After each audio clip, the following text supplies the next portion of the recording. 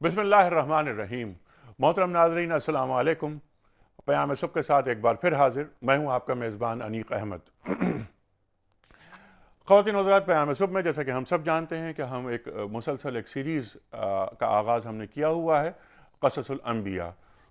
मुख्तलिफ़ अंबिया का जो क़सस कुरान करीम में मौजूद हैं, मज़कूर हैं, उनका ज़िक्र जस्ता जस्ता आगे बढ़ रहा है। तसलसल के साथ प्रोग्राम्स हो रहे हैं। पिछले 4 दिन से हमने जिस मौजू का इंतखाब कर रखा है, जिस पर गुफ्तगू हो रही है, और हमारा पैनल वही मुस्तकिल पैनल है जो पहले प्रोग्राम में था, यानी हज़रत इब्राहीम अलैहिस्सलाम के हवाले से जो गुफ्तगू का आगाज़ किया था उसका पहला प्रोग्राम। और आज अल्हम्दुलिल्लाह हम 5वां प्रोग्राम पेश करने जा रहे हैं हज़रत इब्राहीम अलैहिस्सलाम के मौजू पर। ख़वातीन व हज़रात, ये तमाम वाक़यात जो कुरान करीम में मज़कूर हैं, मौजूद हैं, हम बारहा ये बात कह चुके हैं और आज फिर, और ख़ास तौर पर हमारा फोकस होता है नौजवान नस्ल, हमारे बच्चे जो इन प्रोग्राम्स को देखते हैं, दिलचस्पी से देखते हैं, वो ये बात जान सकें कि ये जो प्रोग्राम हो रहा है वो क्यों हो रहा है, इसका मकसद क्या है। इसका मकसद इसके सिवा कुछ नहीं कि हम अपने बच्चों को और अपनी नौजवान नस्ल को ये बताएं कि कुरान करीम में अल्लाह ताला ने ये किस्से यूं ही नहीं रखे, ये आलम इंसानियत की फलाह के लिए हैं, दर्स हासिल करने के लिए हैं। और जब तक ये कायनात मौजूद है, अल्लाह ताला की सबसे बड़ी नेमत कुरान करीम मौजूद है, और कुरान करीम में ये किस्से मौजूद हैं, और इन किस्सों से, इन वाक़यात से, इन नसीहतों से, इन इबरतों से इंसानियत फलाह हासिल करती रहेगी और आगे बढ़ती रहेगी। अगर हमने कुरान करीम को छोड़ दिया, इन वाक़यात का जिक्र करना छोड़ दिया, इन वाक़यात से सबक लेना छोड़ दिया, तो हमारे पास कुछ नहीं बचता। ख़वातीन व हज़रात, वो ज़माने में मुअज़्ज़ज़ थे मुसलमान होकर, और तुम ख्वार हुए तारिक कुरान होकर, अल्लामा इक़बाल ने फरमाया। कुरान करीम पे बहुत गुफ्तगू हो चुकी है पिछले प्रोग्राम्स में। हम प्रोग्राम का आगाज़ कर रहे हैं आयात रब्बानी की तिलावत से। कारी खालिद उस्मान अलवी अलहज़री साहब लाहौर में मुंतज़िर हैं हमारे। आइए लाहौर चलते हैं। अल्लाह ताला के कलाम से क़याम सुबह का आगाज़ होता है। शुक्रिया अनीक साहब।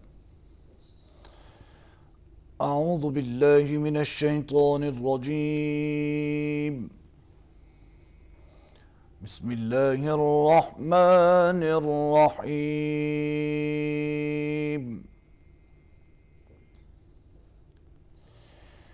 वइज़ क़ाल इब्राहीम रब्बि इजअल हाज़ा बलदन आमिनन वरज़ुक़ अहलहु मिनस्समराति मन आमन मिनहुम बिल्लाहि वल यौमिल आखिर।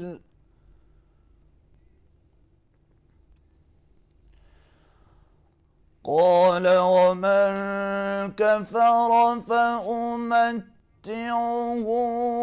قليلا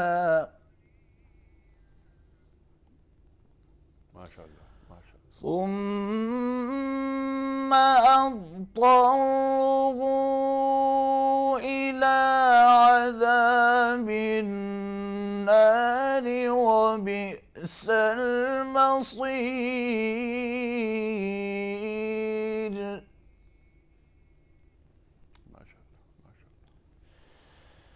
وإذ قال إبراهيم رب اجعل هذا بلدا آمنا وارزق أهله من الثمرات من آمنهم بالله واليوم الآخر. سبحان اللہ، سبحان اللہ۔ قال ومن كفر فأمتعه قليلا ثم فاضطره إلى عذاب النار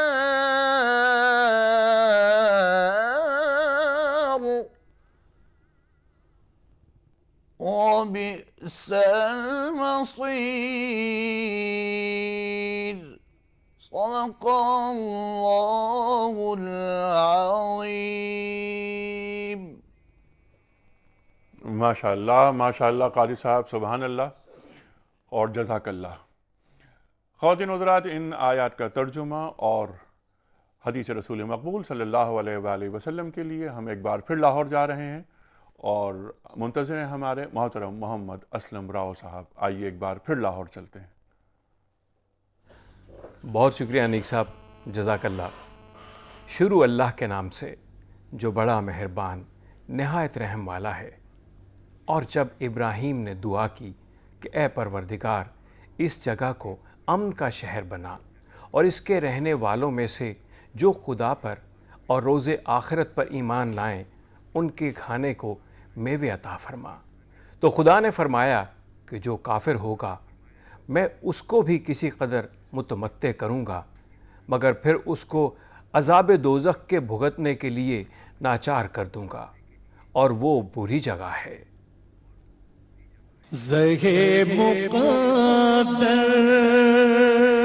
حضرت سفیان بن عبداللہ ثقفی رضی اللہ تعالی عنہ بیان کرتے ہیں کہ میں نے نبی کریم صلی اللہ علیہ وآلہ وسلم سے درخواست کی، یا رسول اللہ مجھے اسلام کے حوالے سے ایسی بات فرما دیجئے کہ میں اس کے بارے میں آپ کے بعد کسی اور سے نہ پوچھوں۔ آپ نے فرمایا، کہو میں اللہ پر ایمان لایا اور پھر اس پر جم جاؤ۔ ماشاءاللہ اسلم راؤ صاحب، سبحان اللہ۔ اور خواتین و حضرات، تشریف فرما ہے ہمارے ساتھ، مسلسل گفتگو ہو رہی ہے حضرت ابراہیم علیہ السلام کا موضوع۔ ہم سب جانتے ہیں کہ حضرت ابراہیم علیہ السلام ایک اولو العزم پیغمبر، اور آپ پر گفتگو جتنی ہو وہ کم ہے۔ اس کی وجوہات بہت ساری گفتگو میں آ چکی ہیں، بہت ساری گفتگو مزید ہوگی۔ آج ہم 5واں پروگرام پیش کرنے جا رہے ہیں، اور یہ 5واں پروگرام جس پینل کے ساتھ ہو رہا ہے وہ پینل وہی ہے جس نے آغاز کیا تھا اس موضوع پر۔ اس کی وجہ یہ کہ تسلسل برقرار رہے گفتگو کا۔ تشریف فرمائے محترم مفتی منیب الرحمان صاحب، ممتاز عالم دین، چیئرمین رویت ہلال کمیٹی پاکستان، کئی کتابوں کے مصنف، صاحب نگاہ، اور آپ کے ساتھ تشریف فرما ہے ایک اور ہمارے شہر کا، ہمارے ملک کا بہت مقبول اور معروف نام، ممتاز عالم دین محترم مولانا محمد اسد تھانوی صاحب۔ خواتین و حضرات، اس سے پہلے کہ ہم پروگرام کا جو پہلا سوال ہے آج کا وہ رکھیں اور اس کو جوڑیں، اور اس سلسلہ کلام کو کل سے ہم رکھتے ہیں سوال کا جواب جو کل ہم نے رکھا تھا آپ کے سامنے سوال، اور آج کا تازہ سوال کوئز کمپٹیشن میں۔ کل کا سوال یہ تھا کہ حاجی جن جگہوں پر رک کر احرام باندھتے ہیں ان کو کیا کہا جاتا ہے؟ 3 آپشنز تھے، میقات، عرفات اور مقام ابراہیم۔ صحیح جواب ہے میقات۔ آج کا سوال نوٹ فرما لیجئے۔ عرفات سے واپسی پر حجاج کرام کہاں رات گزارتے ہیں؟ عرفات سے واپسی پر حجاج کرام کہاں رات گزارتے ہیں؟ 3 آپشنز، پہلا آپشن منی، دوسرا آپشن مزدلفہ، اور تیسرا آپشن مسجد نبوی۔ خواتین و حضرات، ٹیلی فون نمبرز، ای میل ایڈریس اور SMS کا نمبر اسکرین پر آ رہا ہے، لیکن میں آپ کے سامنے ایک بار دوہرا دیتا ہوں۔ 02134527009، 02134528061، یہ ہمارے فون نمبرز ہیں جن پر اپنا آپ درست جواب بھجواتے ہیں اور اس پروگرام میں کال کرتے ہیں سوال کے لیے، اس پروگرام کے تعلق سے سوال کے لیے۔ ہمارا ای میل ایڈریس ہے ps@duniatv.tv، اور آپ ہمیں 3031 پر SMS کر سکتے ہیں۔ مفتی صاحب، آپ سے پروگرام کا آغاز۔ کل جہاں ہمارا سلسلہ کلام رکا تھا وہیں سے آگے بڑھتے ہیں۔ قد صدقت الرؤیا انا کذالک نجزی المحسنین۔ اللہ تعالیٰ قرآن کریم میں فرماتا ہے کہ ابراہیم آپ نے خواب کو سچا کر دکھایا، ہم نیکوکاروں کو ایسا ہی جزا دیتے ہیں۔ اچھا، قد صدقت الرؤیا پر تو گفتگو کل ہوئی، نجزی المحسنین جزا کیا دی؟ بسم اللہ الرحمن الرحیم۔ ایک تو ہوتا ہے کسی حکم کی مارے باندھے تعمیل کر دینا اور اس کو بجا لانا، اور ایک یہ ہوتا ہے کہ اس حکم کی تعمیل اطاعت، تسلیم و رضا اور خوش دلی کے اعلیٰ ترین مقام پر فائز ہو کر کرنا، گویا وہ حکم ہم پر بار نہ ہو بلکہ ہم اس طرح کر رہے ہیں کہ میں نے یہ جانا کہ گویا یہ بھی میرے دل میں ہے۔ قرآن مجید میں ہے کہ من عمل صالحا من ذکر او انثی وہو محسن فلنحینہ حیاتا طیبہ، کوئی بھی مرد و عورت جو عمل صالح کرے گا اور وہ مرتبہ احسان پر فائز ہو کر کرے گا تو اسے ہم حیات طیبہ عطا کریں گے۔ اب یہاں اور دوسری قرآن مجید میں ہے کہ نجزی المحسنین بھی ہے، حضرت یونس علیہ السلام کے حوالے سے کذالک ننجی المحسنین۔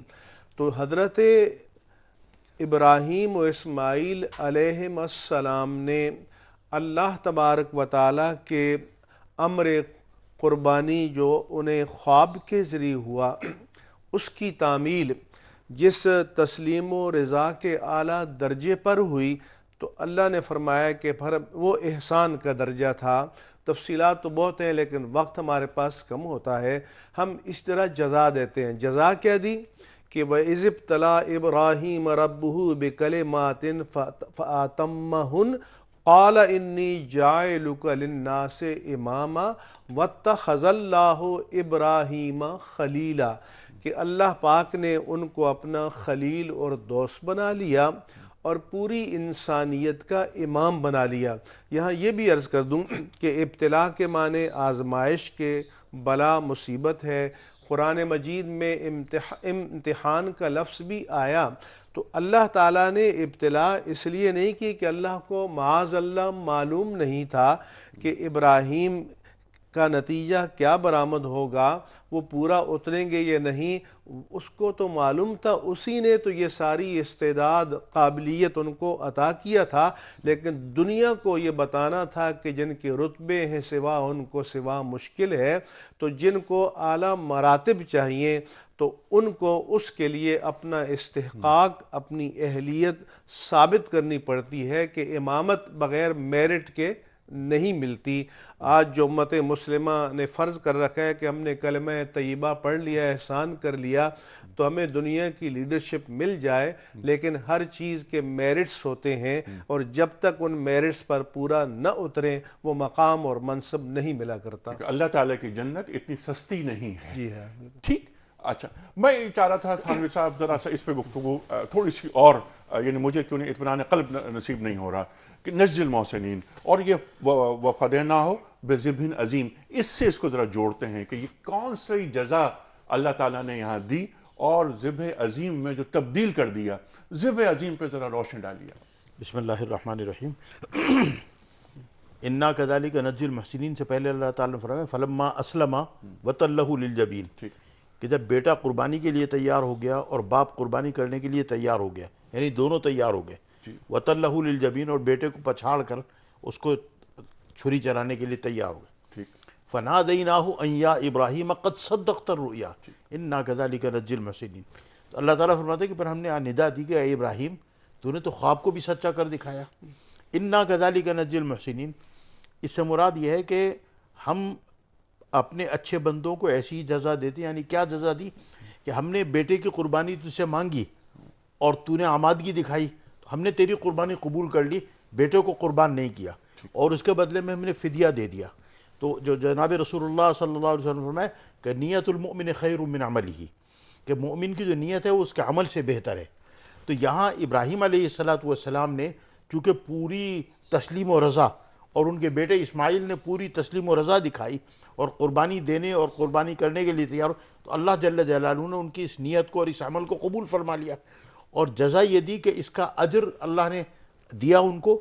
ان کی اولاد میں لا تعداد نبی پیدا کیے، اولاد کی کثرت دونوں بیٹوں کے ذریعے اللہ تعالیٰ نے عطا فرمائی، اور اس قربانی کو قبول کر کے قربانی کا اجر بھی اللہ تعالیٰ نے عطا فرمایا۔ ٹھیک ہے، تو علماء نے لکھا کہ یہ بدلہ ہے کہ جو قربانی مانگی تھی وہ قربانی لی نہیں، قربانی سے پہلے ہی اللہ جل جلالہ نے آواز دے کر روکا، اور روکنے کے بعد فدیہ عطا فرما دیا، اور مینڈھا دے دیا، لیکن اس قربانی کو قبول کر کے اس کا اجر عطا فرما دیا۔ ٹھیک ہے، اچھا اب جو فدیہ ہے اس میں مینڈھا عطا کر دیا، مینڈھے پہ وہ چھری چل گئی۔ ایک جملہ میں اجازت جی فرمائیے سر۔ کہ حضور کا ایک ارشاد ہے کہ جو من سن سنتن حسنتن فلہ اجرہا و اجر من عمل بہا الی یوم القیامہ، جو کسی اچھی سنت کی بنیاد ڈالے گا اس کو اپنے عمل کا تو اجر ملے گا، قیامت تک جتنے لوگ اس پر عمل کریں گے ان سب کے مجموعی اجر کے برابر بھی اجر ملے گا۔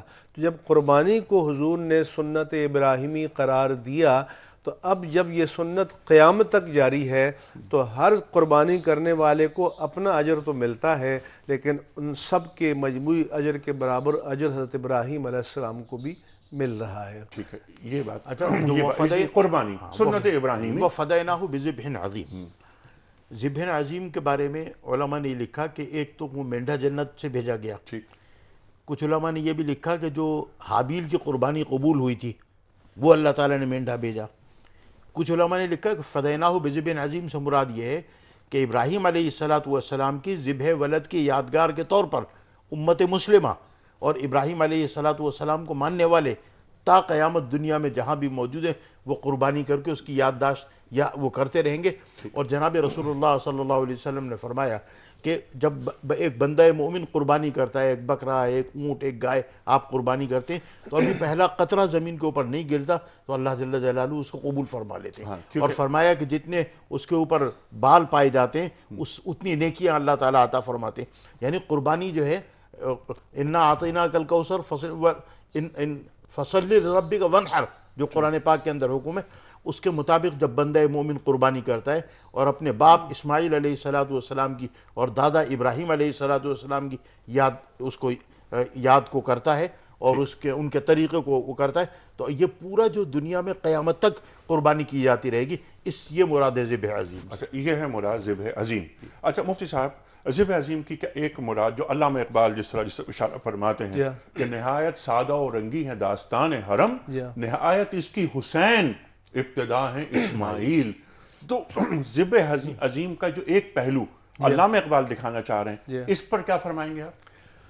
علامہ اقبال نے کہا کہ غریب و سادہ و رنگی ہے داستان حرم، کہ اسلام کی داستان اور تاریخ یہی ہے کہ عظیمت کے راہ پہ چلنا ہوگا، قربانیاں دینی ہوں گی، اور اسلامی یا قمری سال کی ترتیب ہی یہی ہے کہ محرم میں حضرت امام حسین علیہ السلام اور ان کے اعوان و انصار کی قربانی، اور اختتام سال پر حضرت اسماعیل علیہ السلام کی قربانی، اور اس کے بعد پھر حضرت عثمان کی شہادت، حضرت عمر فاروق کی شہادت۔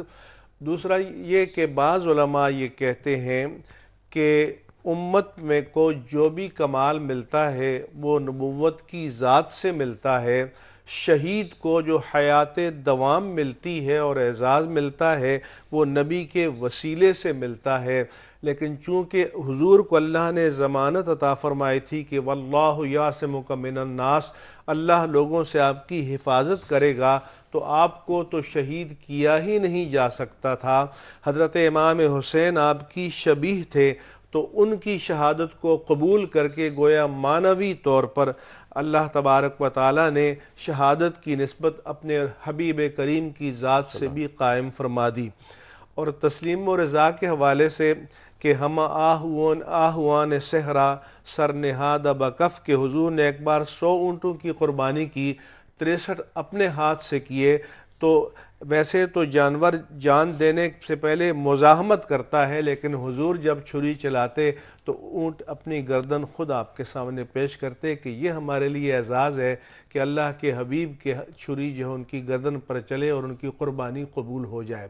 اور ویسے بھی وہ مینڈا جس کے بارے میں ہے کہ 40 سال تک وہ جنت کے باغات میں چرا، جسامت کے اعتبار سے بھی بہت عالی صفت تھا، لیکن عظیم جو ہے وہ کوالٹی کی بلندی کو کہتے ہیں۔ تو ظاہر ہے کہ جو عیسیٰ علیہ السلام کا فدیہ، حضرت اسماعیل علیہ السلام کا فدیہ بن جائے تو اسماعیل علیہ السلام کوئی بہت معمولی ہستی تو نہیں ہے، وہ تو عظیم تر ہستی ہیں۔ تو وہ مینڈا جو ان کا بدل بن جائے، ان کا فدیہ بن جائے تو اس میں بجائے خود عظمت آ جاتی ہے. ٹھیک ہے.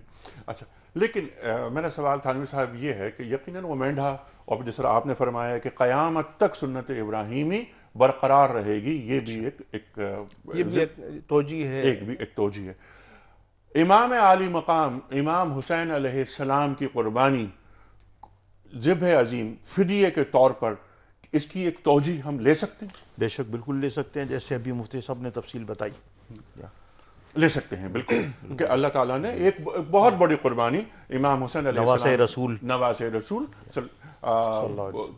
کے لی اور ایک ذبح عظیم فدیے کے طور پر اسے بھی، جس طرح اقبال فرما رہے ہیں جسمانی طور پر شبیہ رسول. جسمانی طور پر شبیہ رسول. اچھا ایک سوال یہ اٹھتا ہے تھانوی صاحب، اور آپ نے بھی یہ یقیناً یہ پڑھا ہے ہم، کہ قربانی حضرت اسحاق علیہ السلام کی ہوئی یا حضرت اسماعیل علیہ السلام کی؟ تو اس پر ذرا روشنی ڈالیں آپ، وضاحت ہو جائے. اس سلسلے میں گزارش یہ ہے کہ اگر آپ تورات کتاب مقدس کو اٹھا کر دیکھیں تو کتاب مقدس میں یہ بات لکھی ہوئی ہے کہ ابراہیم علیہ السلام کی جب عمر 86 یا 87 برس کی تھی تو ان کو بیٹا پیدا ہوا جس کا نام اسماعیل ہے، پہلوٹا بیٹا. اور کتاب مقدس میں یہ بات بھی لکھی ہوئی ہے کہ پہلوٹے بیٹے کو قربانی کا حکم دیا گیا.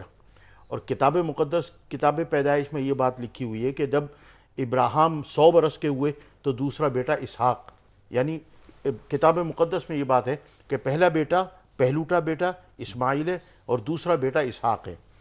ابھی انہوں نے کیا کیا کہ اس کے اندر جہاں قربانی کا ذکر ہے وہاں پہلوٹا بیٹے کے ساتھ لفظ اسحاق بڑھا دیا، یعنی تعریف کر دی. حالانکہ خود کتاب مقدس کی تصریحات کے مطابق پہلوٹا بیٹا تو اسماعیل ہے. اب ہم قرآن پاک کی طرف آتے ہیں. قرآن پاک میں اللہ جل جلالہ نے یہ جو ابھی ہم نے آیت پڑھی کہ اِنَّا كَذَلِكَ نَجْزِي الْمُحْسِنِينَ إِنَّ هَذَا لَهُوَ الْبَلَاءُ الْمُبِينُ وَفَدَيْنَاهُ بِذِبْحٍ عَظِيمٍ وَتَرَكْنَا عَلَىٰ إِبْرَاهِيمَ سَلَامٌ عَلَىٰ إِبْرَاهِيمَ كَذَلِكَ نَجْزِي الْمُحْسِنِينَ. پھر آگے وَبَشَّرْنَاهُ بِإِسْحَاقَ نَبِيًّا مِّنَ الصَّالِحِينَ. تو اسلوب قرآن یہ بتا رہا ہے کہ جب اس مرحلے سے اور اس امتحان سے گزر گئے حضرت اسماعیل علیہ السلام کی قربانی سے، تو اب اللہ تعالیٰ نے بشارت دی کہ وَبَشَّرْنَاهُ بِإِسْحَاقَ، کہ ہم آپ کو بشارت دیتے ہیں ایک بیٹے کی جس کا نام ہوگا اسحاق، نبی من الصالحین، وہ نبی بھی ہوگا اور نیکوکاروں میں سے بھی ہوگا. اور اس کے بیٹے کا نام وہ دوسری آیت ہے. اچھا دوسری آیت میں ہے کہ جس وقت فرشتے آئے اور انہوں نے آ کر حضرت حضرت سارہ علیہ السلام کو بیٹے کی خوشخبری دی تو انہوں نے کہا میں بوڑھی اور میرا شوہر بوڑھا، تو انہوں نے کہا اللہ تعالیٰ، تو وہ قرآن میں کہتا ہے وَبَشَّرْنَاهَا بِإِسْحَاقَ وَمِن وَرَاءِ إِسْحَاقَ یعقوب، کہ فرشتوں نے جب بشارت دی ان کو بیٹے کی تو کہا تمہارے ایک بیٹا ہوگا جس کا نام تم اسحاق رکھنا اور پھر اس کے ایک بیٹا ہوگا اس کا نام یعقوب رکھنا. تو علماء نے لکھا کہ حضرت اسحاق علیہ السلام کی تو پیدائش سے پہلے قرآن پاک کی ایک آیت بتا رہی ہے کہ یہ بتایا جا رہا ہے کہ وہ بڑا ہوگا، جوان ہوگا، 40 سال کی عمر کو پہنچے گا، نبی بنے گا. دوسری آیت بتا رہی ہے کہ بڑا ہوگا، جوان ہوگا، شادی ہوگی، پھر اس کے ایک بیٹا ہوگا جس کا نام یعقوب ہوگا. تو یہ جو 12-13 سال کے بچے کی قربانی کا حکم دیا جا رہا ہے، اگر یہ اسماعیل نہ ہوتے اسحاق ہوتے تو یہ تو ایک نعوذ باللہ ایک ڈرامہ سا ہو جاتا کہ مشیت الہی میں اور تصریحات الہی میں پہلے سے یہ بات موجود ہے کہ اسحاق کو تو بڑا ہونا ہے اور نبی بننا ہے، اسحاق کو تو بڑا ہونا ہے، شادی ہونی ہے اور ان کا بیٹا یعقوب ہونا ہے، تو وہ ہو نہیں سکتے. اور دوسری بات یہ، اور بڑا عجیب نکتہ ہے کہ قرآن پاک میں اللہ جل جلالہ نے جہاں حضرت اسماعیل علیہ السلام کی پیدائش کا ذکر کیا تو فرمایا وَبَشَّرْنَاهُ بِغُلَامٍ حلیم، ہے کے ساتھ، یعنی ہم نے بشارت دی ان کو ایک بردبار حلیم الطبع بیٹے کی.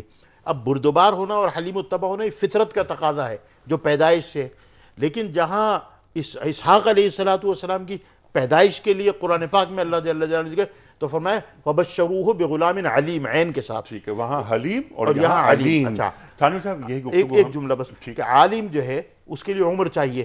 12 سال کا، 8 سال کا، 9 سال کا بچہ عالم نہیں ہوتا، علم کے لیے عمر چاہیے. تو وہ بشروہ بغلام علیم سے یہ پتہ چل رہا ہے کہ اسحاق جو ہیں وہ عالم بنیں گے، یعنی ان کی عمر زیادہ ہوگی. تو قرآن پاک میں یہ لطیف دونوں کے بارے میں یہ موجود ہے. یہ پھیلائے اظہار ہے اور یہ دونوں بہت اہم نکات ہیں. اس طرف ہم بات کریں گے. خواتین و حضرات، حضرت ابراہیم علیہ السلام ہمارا موضوع. آج 5واں پروگرام ہم پیش کر رہے ہیں. خواتین و حضرات، بات جہاں سے کٹی ہے وہیں سے بڑھے گی آگے بات کہ اسماعیل علیہ السلام کی جب بشارت ہو رہی ہے آپ کو ہم بیٹا دے رہے ہیں، اللہ تعالیٰ فرما رہا ہے، تو وہ بیٹا کیسا ہوگا؟ جو بردبار ہوگا، یعنی حلیم ہوگا. اور اسحاق علیہ السلام کے تعلق سے فرمایا جا رہا ہے کہ وہ علیم ہوگا. خواتین و حضرات اس وقت جا رہے ہیں بریک کی جانب, چھوٹا سا بریک, پھر واپس آتے ہیں اور مفتی صاحب کے سامنے کچھ سوالات رکھیں گے. آ رہے ہیں بریک کے بعد.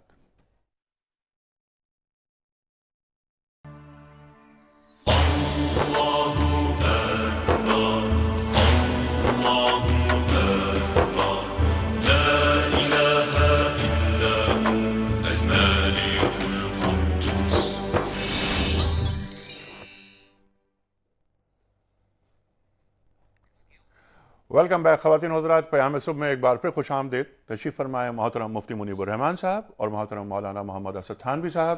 گفتگو ہو رہی ہے قصص الانبیاء کا موضوع سیریز, اور آج کا موضوع جو مسلسل 5واں پروگرام آج ہم کر رہے ہیں, حضرت ابراہیم علیہ السلام. خواتین و حضرات, جیسے ہم نے پہلے عرض کیا تھا آپ کی خدمت میں کہ ہم چاہتے تھے کہ آج اس پروگرام کو ختم کر دیں, یعنی آج 5واں پروگرام ہم کر رہے ہیں تسلسل کے ساتھ, لیکن محسوس یہ ہوتا ہے کہ پروگرام آج بھی مکمل نہیں ہو پائے گا. 2-3 بڑے نکات, بڑے موضوع ابھی باقی رہ گئے ہیں. ایک تو یہ کہ بیت اللہ شریف کی تعمیر, آپ ابراہیم علیہ السلام اور آپ کے صاحبزادے اسماعیل علیہ السلام کعبے کی دیواروں کو بلند کر رہے ہیں اور دعائیں مانگ رہے ہیں اللہ تعالیٰ سے, اس پر بھی ہم بات کریں گے. ربنا تقبل منا انک انت السمیع العلیم پر ہم پھر ایک پروگرام رکھیں گے. اس پروگرام میں انشاءاللہ ہم یہ بات کریں گے کہ خلاصہ آپ کی تمام تر آزمائشوں کا, آپ کی تعلیمات کا وہ کیا ہے. تو اس سلسلے میں شاید ہمیں کوئی 2 پروگرام مزید کرنے پڑیں. کل ہفتہ ہے, ہفتے کا دن سوال جواب کے لیے مختص ہوتا ہے, اتوار کو ہم آف کرتے ہیں. پیر سے پھر ہم حضرت ابراہیم علیہ السلام کے موضوع کا آغاز کریں گے اور ہم بات کریں گے پیر کو تعمیر کعبہ کے حوالے سے. اس سے پہلے کہ سوال میں رکھوں, کوئز ریپیٹ کرنا چاہتا ہوں. کل جو سوال ہم نے رکھا تھا وہ تھا حاجی جن جگہوں پر رک کر احرام باندھتے ہیں ان کو کیا کہا جاتا ہے. صحیح جواب ہے میقات. آج کا سوال نوٹ فرما لیجئے. آج کا سوال یہ ہے کہ عرفات سے واپسی پر حجاج کرام کہاں رات گزارتے ہیں. 3 آپشنز, مینا میں, مزدلفہ میں یا مسجد نبوی میں صلی اللہ علیہ وآلہ وسلم.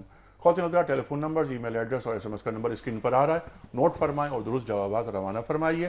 ٹیلی فون لائنز ہماری اب اوپن ہیں. مفتی صاحب, میں آپ اجازت دیں تو میں تھوڑی اپنی بات جی مکمل جی کر جی لوں. جی دیکھیے, یہ حضرت اسحاق اور حضرت اسماعیل علیہ السلام میں سے کس کے ذبح کا حکم کیا گیا, ایک ایسی کنٹروورسی ہے جو یورپ میں اور امریکہ میں یہ بات بہت چلتی ہے, اور جو ہمارے پاکستانی بچے وہاں پڑھنے جاتے ہیں ان کو دین کا علم نہیں ہوتا تو وہ اس میں جواب نہیں دے پاتے. ٹھیک. تو پہلی بات تو میں نے آپ کی خدمت میں تفصیل سے تھوڑی عرض کی, میں تھوڑی سی اور گزارش کر دوں ارشاد. کہ تورات میں کتاب پیدائش کے اندر خود پہلوٹا کا لفظ موجود ہے, اور اسی تورات کتاب پیدائش کے مطابق پہلوٹا بیٹا اسماعیل اسحاق نہیں ہے جو 86 برس کی عمر میں ہوا, اسحاق 100 برس کی عمر میں ہوئے. اس لیے اس قربانی والی جگہ پہلوٹا کے ساتھ اسحاق جو بڑھا دیا گیا, یہ جملہ اس کے اندر ایک اضافہ ہے اور اس میں ایک تحریف ہے. کتابوں میں لکھا ہے کہ حضرت عمر ابن عبدالعزیز رضی اللہ تعالیٰ عنہ جو مسلمانوں کے خلیفہ تھے, وہاں ایک یہودی عالم موجود تھا, تو اس سے سوال کیا گیا تو اس نے کہا آپ کی بات بالکل صحیح ہے, ذبح تو اسماعیل علیہ السلام کا حکم دیا گیا, لیکن حسد کی وجہ سے یہودی علماء نے ان کا نام رکھ دیا اور تورات میں تحریف کر دی. اسی طرح کتابوں میں لکھا ہے کہ ایک بڑا یہودی عالم صاحب تصنیف جس کا نام ہے شلو ملو اسحاق, اس نے اس بات کو قبول کیا اور اس نے یہ بات کہی کہ مسلمانوں کی یہ بات بالکل صحیح ہے, اور جو تصریح تورات کے اندر اس کے مطابق بھی کہ ذبح کا حکم اسماعیل علیہ السلام کے. تیسری بات یہ ہے کہ جو اسماعیل علیہ السلام کو اس کی دلیل یہ ہے کہ صرف مسلمان پوری دنیا میں اس قربانی کی یادگار ہر سال مناتا ہے, دنیا میں جہاں بھی ہو, لیکن یہودی اور عیسائی مذہب سے تعلق رکھنے والے نہیں بناتے. چوتھی بات یہ کہ جیسے میں نے ابھی آپ کی خدمت میں عرض کیا کہ اللہ تعالیٰ نے اسحاق علیہ السلام کی پیدائش کے لیے لفظ استعمال کیا وَبَشَّرُوهُ بِغُلَامٍ علیم, علم کا لفظ, عالم زیادہ عمر کا. اسی طرح قرآن پاک میں ایک اور جگہ اللہ تعالیٰ نے فرمایا لا توجل انا نبشروک بغلام علیم. تو جہاں حضرت اسحاق علیہ السلام کی پیدائش کا ذکر آیا, 2 مرتبہ اللہ جل جلالہ نے علیم کا لفظ استعمال کیا, اور علم کے لیے عمر ضروری ہے. قرآن پاک میں اور بھی 2-3 جگہ تذکرہ موجود ہے حضرت اسحاق علیہ السلام کا, جیسے وہ ہے وَلَقَدْ جَاءَتْ رُسُلُنَا إِبْرَاهِيمَ بِالْبُشْرَىٰ قَالُوا سَلَامًا قَالَ سَلَامٌ فَمَا لَبِثَ أَن جَاءَ بِعِجْلٍ حَنِيذٍ فَلَمَّا رَأَىٰ أَيْدِيَهُمْ لَا تَصِلُ إِلَيْهِ نَكِرَهُمْ وَأَوْجَسَ مِنْهُمْ خِيفَةً قَالُوا لَا تَخَفْ. اور پھر یہ پورا اس کے اندر قرآن پاک کی اس میں حضرت اسحاق علیہ السلام کی پیدائش کا تذکرہ ہے. اور حل اتی کا حدیث ضیف ابراہیم المکرمین، اس میں بھی پورا اسحاق علیہ السلام کی پیدائش کا، وہ جو قلت وقت کی وجہ سے میں پوری آیات نہیں پڑھوں، اس میں پورا تذکرہ موجود ہے۔ بالکل مفتی صاحب، یہ بات بالکل واضح ہو گئی کہ حضرت اسحاق علیہ السلام نہیں تھے، حضرت اسماعیل علیہ السلام تھے، اور پہلے بیٹے اسماعیل علیہ السلام ہیں، اور حضرت ہاجرہ علیہ السلام ان کی والدہ۔ جی ہاں۔ ٹھیک، اچھا اب ذرا ہم آگے بڑھتے ہیں، اس پر کوئی بات تو نہیں کرنا چاہ رہے اس موضوع پر؟ نہیں، ٹھیک، تفصیلی بات ہو گئی۔ اب ہم آگے آتے ہیں، حضرت ابراہیم علیہ السلام چلے جاتے ہیں حضرت ہاجرہ علیہ السلام اور حضرت اسماعیل علیہ السلام کو ریگستان عرب میں چھوڑ کر۔ جب واپس آتے ہیں، یہ واقعہ ہو جاتا ہے، یہ ذبح عظیم کا واقعہ یہ ہو گیا، واپس آتے ہیں، حضرت اسماعیل علیہ السلام کی شادی ہو چکی ہوتی ہے بنو جرہم میں۔ جب آپ تشریف لاتے ہیں تو بہو سے ملاقات ہوتی ہے، پہلی مرتبہ، پھر دوسری مرتبہ دوسری بہو سے ملاقات ہوتی ہے، یہ بہت اہم مکالمے ہیں، میں چاہتا ہوں اس پر روشنی ڈالیں آپ۔ جب حضرت ابراہیم علیہ السلام، ایک تو ضمناً یہ عرض کر دوں کہ بعض روایات میں ہے کہ حضرت ابراہیم علیہ السلام براق پر سوار ہو کر وقتاً فوقتاً حالات معلوم کرنے کے لیے آیا کرتے تھے، اور عقل بھی اس بات کا تقاضا کرتی ہے کہ خبر لیتے رہنا چاہیے۔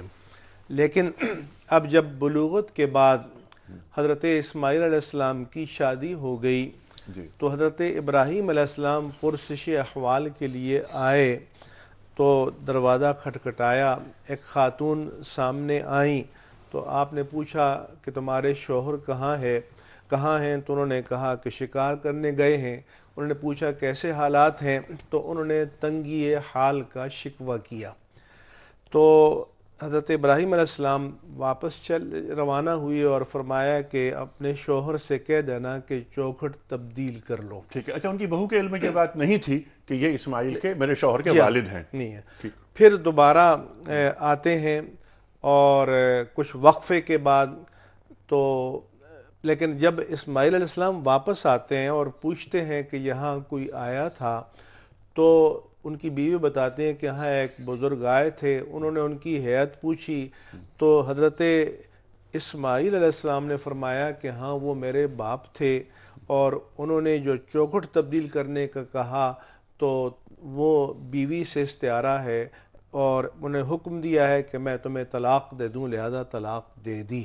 ٹھیک ہے، اچھا یہاں پر یہ واقعہ یہ ہو گیا کہ بیوی نے اپنے یعنی حالات کی تنگی کی شکایت کی، کمزور معیشت ہے، گھر کے حالات ٹھیک نہیں ہیں۔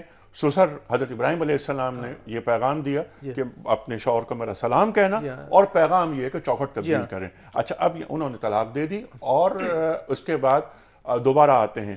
میں دوبارہ جب آتے ہیں اس سے پہلے کچھ کالز ہیں، میں چاہتا ہوں کہ ان کو لے لیتے ہیں۔ اس کی طرح تھوڑا سا ہے، اس میں چونکہ مسئلے بھی متعلق ہیں، جی ہاں، تو اجازت ہو تو میں عرض کروں۔ جی بالکل، لیکن میں چاہتا ہوں ذرا سی کالز لے لیں تاکہ اس کے بعد پھر ہم سلسلہ جہاں سے بات کٹ رہی ہے وہیں سے شروع ہوگی۔ جی السلام علیکم۔ السلام علیکم جناب وعلیکم السلام۔ کیا حال ہے بھائی صاحب؟ جی فرمائیے سر، کیا سوال؟ خیریت سے؟ ہماری سلام آپ کو اور مہمانوں کو۔ سوال صرف یہ ہے ہماری کہ جو قربانی ہوئے، جی قربانی جو ہوئے ہیں وہ قربانی پھر کہاں گئی؟ کسی نے کہا کیا ہوا قربانی کو؟ کیا ہوا؟ اچھا وہ جو مینڈھا تھا، وہ جو مینڈھے کو ذبح کیا، اس مینڈھے کا کیا ہوا؟ بالکل ٹھیک ہے، وہ مینڈھا کدھر گیا؟ وہ مینڈھا کدھر گیا، بالکل ٹھیک ہے۔ اگلا سوال لیتے ہیں۔ جی السلام علیکم۔ السلام علیکم۔ ہیلو، میرا خیال ہے کہ لائن کٹ گئی ہے۔ اچھا آپ کی بات جہاں کٹی تھی کہ انہوں نے اپنی بیوی کو، کیونکہ انہوں نے شکایت کی اپنے گھر کے حالات کی ایک ایسے شخص سے جس کو وہ نہیں جانتی تھی کہ میرے شوہر کے والد ہیں، تو نقطہ یہاں پر یہ بھی ملا کہ گھر کے حالات کی شکایت ایک ایسے آدمی سے جس کو آپ نہیں جانتی، وہ نہیں کرنی چاہیے۔ ہاں یہ بھی ملا، اور دوسرا یہ کہ یہ ناشکرہ پن تھا، اور اس سے معلوم ہوا کہ جو ناشکرہ ہو، کفور ہو، تو وہ اتنے عظیم المرتبت نبی کی بیوی بننے کی اور رہنے کی اہل نہیں ہوتی۔ ضمناً حضور کے زمانے میں بھی اس طرح کے واقعات ہوئے کہ حضرت عمر فاروق نے اپنے صاحبزادے عبداللہ بن عمر سے کہا کہ بیوی کو طلاق دے دو، تو وہ حضور کے پاس آئے اور یہ کہا کہ میرے والد صاحب کہتے ہیں کہ طلاق دے دو، تو عمر نے بھی فرمایا کہ میں چاہتا ہوں یہ نہیں دے رہے، تو حضور نے فرمایا کہ طلاق دے دو، تو پھر حضور کے حکم سے طلاق دے دی۔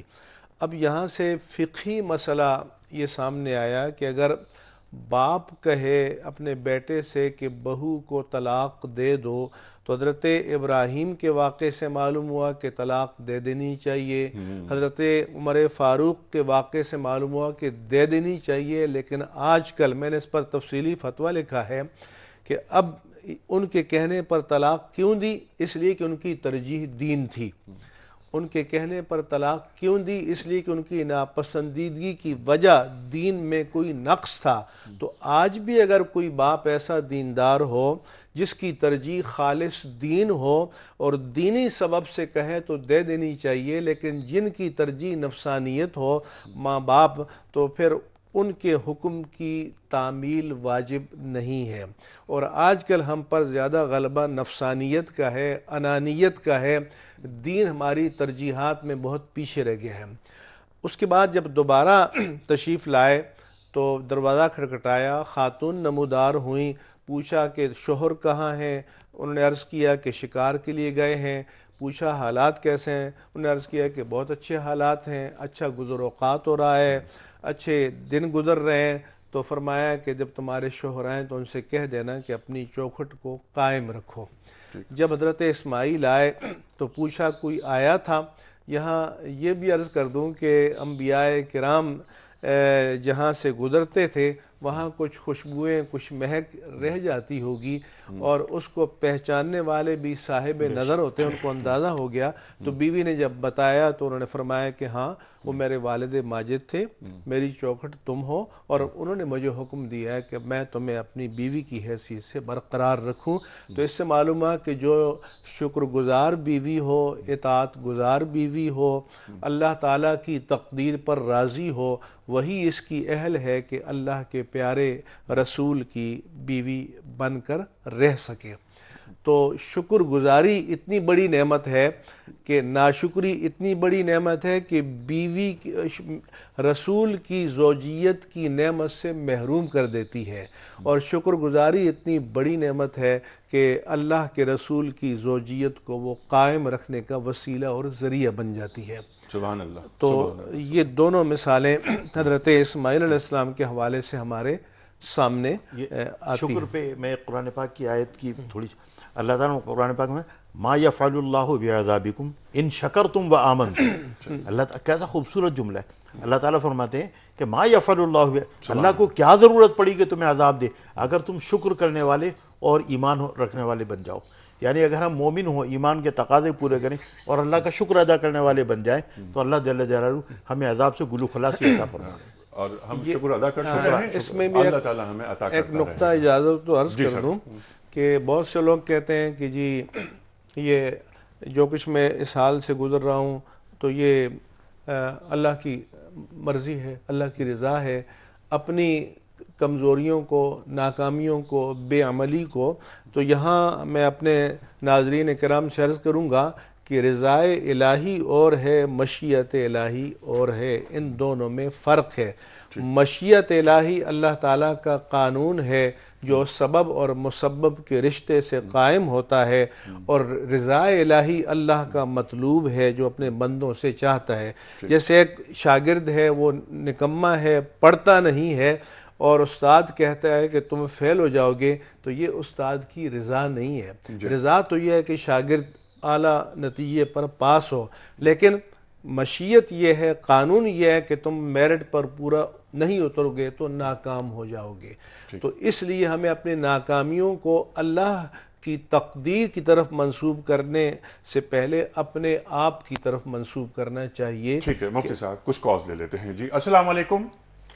ہیلو، السلام علیکم۔ جی وعلیکم السلام۔ سر آپ کا پروگرام بہت اچھا، لیکن میں کب سے ہولڈ پہ بیٹھی، میرا خیال ہے جتنی دیر ہولڈ ہوتا ہے نا اتنی دیر سوال ہی بھول جاتے ہیں۔ اچھا نہیں معاف کیجیے گا، میرا اصل میں سوال یہ ہے حضرت ابراہیم کے بارے میں کہ جب ان کے باپ نے کہا کہ اے ابراہیم میں تمہیں سنسار کر دوں گا اگر یہ مطلب آپ اس بات سے باز نہیں آئے، ٹھیک، تو جب اللہ تعالیٰ نے کہا کہ جب ابراہیم نے ان سے تنکا توڑ دیا تو ہم نے انہیں اسحاق اور اسماعیل عطا کیے. جی ہاں. اس بارے میں یہ پوچھنا تھا کہ کیا جب انسان جو کافر لوگ ہیں یا دوسرے ہیں بت پرست ہیں ان کے ساتھ چھوڑ دیتا ہے یا باطل سے الگ ہو جاتا ہے تو اللہ تعالیٰ کی نعمتیں زیادہ ہوتی ہیں. اس بارے میں پوچھنا تھا. اور دوسرا مقام ابراہیم کا پوچھنا تھا کہ صرف مقام ابراہیم کا جو پتھر تھا جن پہ ان کے پاؤں کے نشان ہیں تو کیا حضرت ابراہیم کے صرف اسی پتھر پہ پاؤں کے نشان تو نہیں ہے نا کہ ہزاروں پتھروں پہ وہ چلتے تھے, ہزاروں پتھروں پہ نبی کے پاؤں لگے تھے؟ بالکل. اس مقام ابراہیم کو کیوں وہ مقام حاصل ہے اس پتھر کو کی وجہ مقام سے؟ ابراہیم کو مقام ابراہیم کیوں کہا جاتا ہے؟ جی کیوں کہا جاتا ہے؟ اور ایک یہ ہے کہ اللہ تعالیٰ نے کہا کہ متحمل اور آہیں کرنے والے انہیں کہا گیا, ان کی تعریف کی گئی. ٹھیک ہے, اس بارے میں پوچھنا تھا. بالکل صحیح ہے, بہت اچھے سوالات ہیں یہ. کا پروگرام بہت اچھا ہے. اچھا, بہت شکریہ جی. جی اگلی کال لے لیتے ہیں. جی السلام علیکم. السلام علیکم.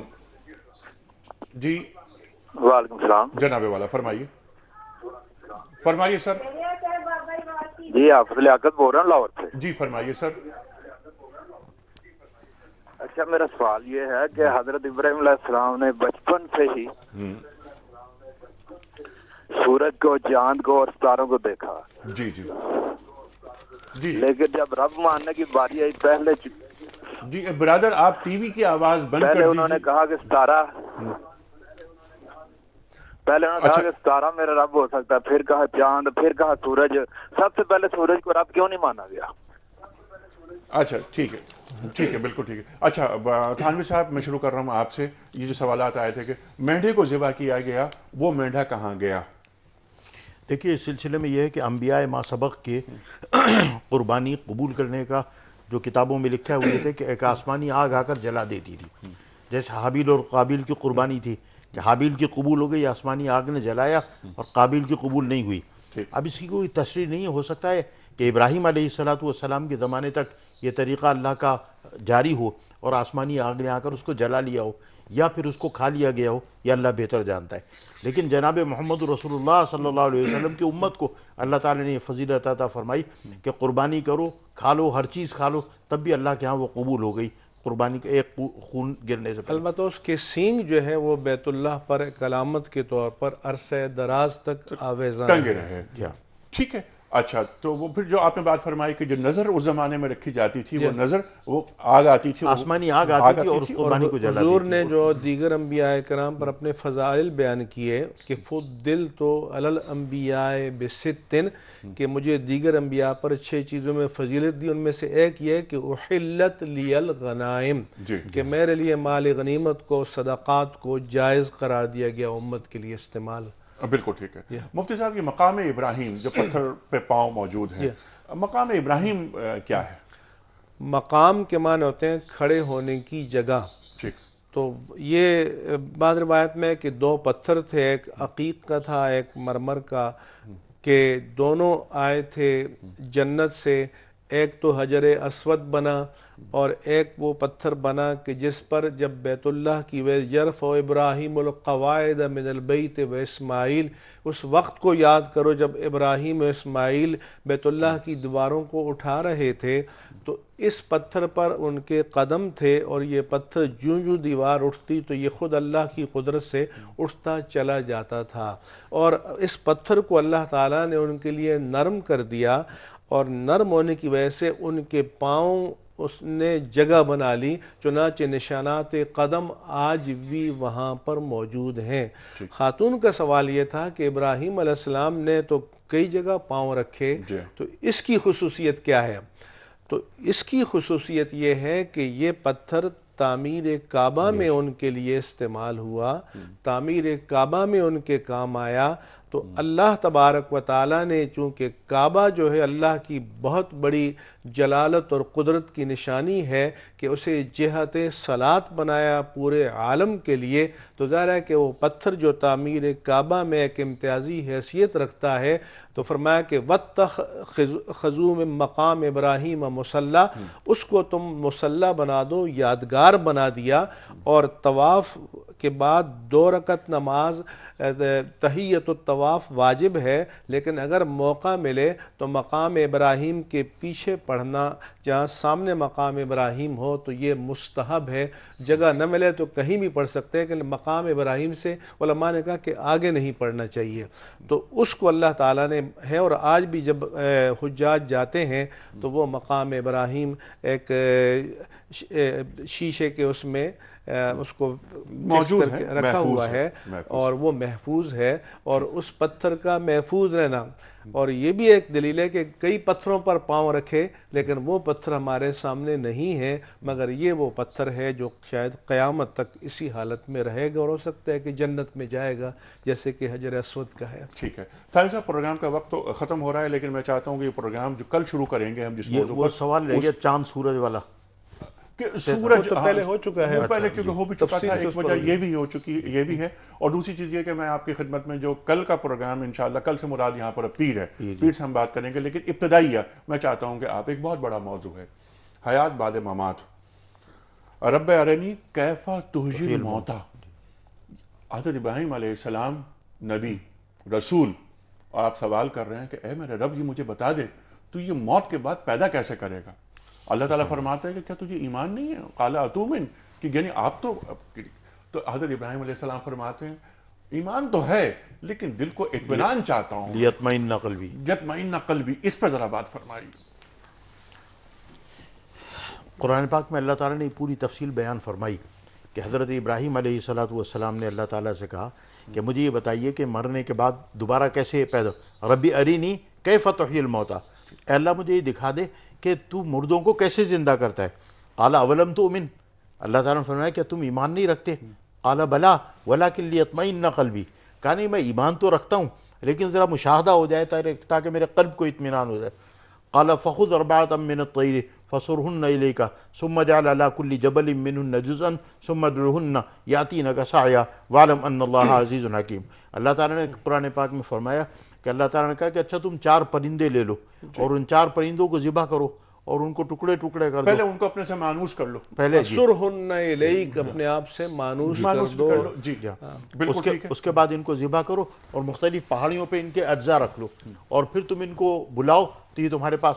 تو حضرت ابراہیم علیہ السلام نے ان کو ذبح کیا، 4 پہاڑیوں پہ رکھا، پھر بلایا تو اجزاء اکٹھے ہوئے ہر پرندے کے اس کے ساتھ، اور کتاب میں یہ بھی لکھا ہے کہ سر اپنے پاس رکھ کے 4 کے، تو ہر ایک جیسے وہ آیا اس کا سر لگایا اور وہ زندہ ہو کر چلنے پھرنے لگا۔ بالکل تو یہ اللہ تعالیٰ نے ان کو دکھایا پورا قرآن پاک میں تفصیل مفتی بیان۔ صاحب نہیں، گفتگو اب ہوگی پیر کو، یہی سوال رکھوں گا میں آپ کے سامنے، وقت ختم ہو گیا۔ تھانوی صاحب ایک پرچی آپ نکالیے اور یہ ایک زحمت چھوٹی سی، اور وہ پرچی آپ دیجئے مفتی منیب الرحمان صاحب کو، اور مفتی منیب الرحمان صاحب نام کا اعلان کریں گے اس خوش نصیب کے جس کی خدمت میں ہم کتابوں کا تحفہ پیش کر رہے ہیں۔ محمد طاہر صاحب کراچی۔ محمد طاہر صاحب کراچی سے۔ طاہر صاحب آپ کی خدمت میں دنیا ٹی وی کی جانب سے کتابوں کا تحفہ، کوئز کمپٹیشن میں آپ کا جواب درست آیا۔ خواتین و حضرات، یہ چھوٹا سا ایک کوئز کا مقابلہ کرتے ہیں کہ دینی معلومات ان کا فروغ ہو، ان کا پھیلاؤ ہو۔ جیسا کہ آپ دیکھتے ہیں اور ہم سے بہتر جانتے ہیں کہ ہمارے معاشرے میں اب دین پر بات کرنا، دین پر یعنی عمل مطلوب ہے دین کو تو، لیکن بات بھی کرنا، دینی معلومات کو پھیلانا اب ان کے آگے رکاوٹیں کھڑی کی جاتی ہیں۔ خاص طور پر ہمارا میڈیا جس انداز کا کردار ادا کر رہا ہے، جو فحاشی اور جس طرح کی لغو باتیں میڈیا پر آ رہی ہیں، اور جس طرح سے ہمارا کلچر، ہماری ثقافت، ہماری اسلامی تہذیب، اس کا مذاق اڑایا جا رہا ہے، چھوٹی سی کوشش کرتے ہیں کہ تاکہ ہمارے بچوں میں یہ دین باقی رہے، دینی معلومات باقی رہیں، اور ہمارے گھروں سے ہماری اقدار روانہ نہ ہوں۔ اور کتابیں ہم اس لیے دیتے ہیں کہ کتاب سے اچھا کوئی دوست ہی نہیں ہے۔ ہمارے گھروں سے کتابیں ہجرت کرتی رہتی ہیں، ہمیں خبر بھی نہیں ہوتی ہے۔ ہمارے والد، ہمارے دادا، ہماری نسلوں میں جو کتابوں سے جو محبت تھی، کیا آج وہ ہماری نسل میں ہے؟ یا ہم اپنے بچوں کو کتاب سے قریب کر رہے ہیں؟ نہیں کر رہے۔ اور پھر ہمیں توقع یہ ہوتی ہے کہ ہمارا معاشرہ اچھا ہو جائے، ہمارے معاشرے کی تطہیر ہو جائے، ہمارے معاشرے کی تہذیب ہو جائے۔